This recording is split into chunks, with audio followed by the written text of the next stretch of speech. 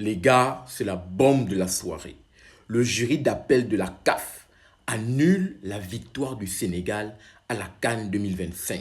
Par conséquent, le Maroc est donc champion d'Afrique 2025 sur tapis vert. Victoire 3-0.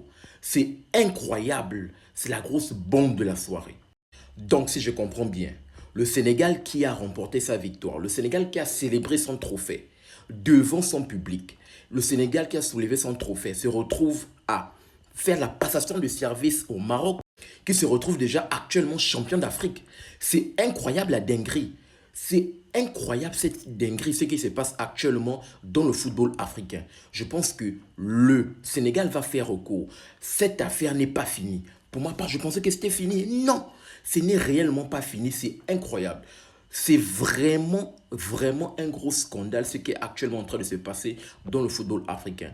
Qu'est-ce que la CAF nous dit? On va actuellement lire le communiqué de la CAF et on va discuter par rapport à cela. Voici la déclaration de la CAF qui dit, je cite, « Le jury d'appel de la Confédération africaine de football a décidé, en application de l'article 84 du règlement de la Coupe d'Afrique des Nations, CAN, de déclarer l'équipe nationale du Sénégal forfait lors de la finale de la Total Énergie CAF, Coupe d'Afrique des Nations Maroc 2025.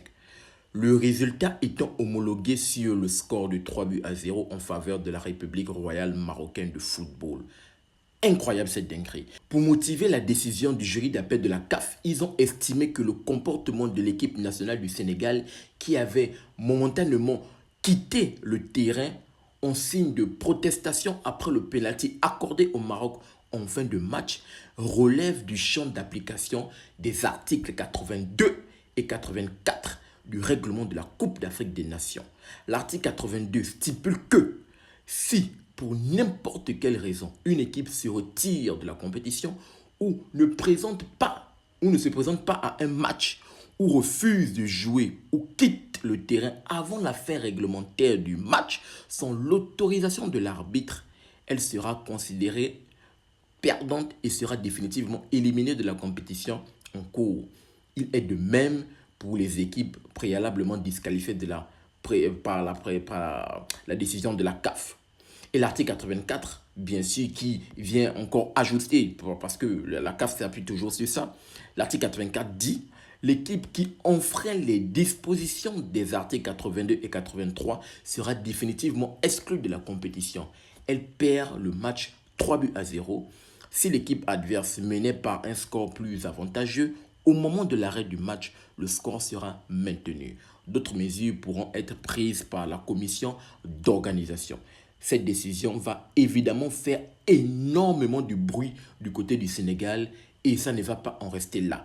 Et le Sénégal va faire recours à l'instance supérieure, ça va aller au TAS, bien évidemment, au tribunal arbitral du sport.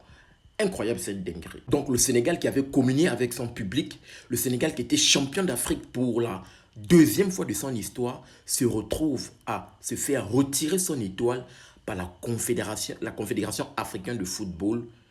Et là, pour redonner cette étoile à cette équipe du Maroc, c'est incroyable. Vous ne pouvez pas revenir pour nous brandir ces articles en prenant, vous n'avez pas pris en compte le contexte de la rencontre. On en a parlé dans plusieurs vidéos. Je pense que cette affaire réellement doit aller au TAS parce que cette affaire n'est pas finie.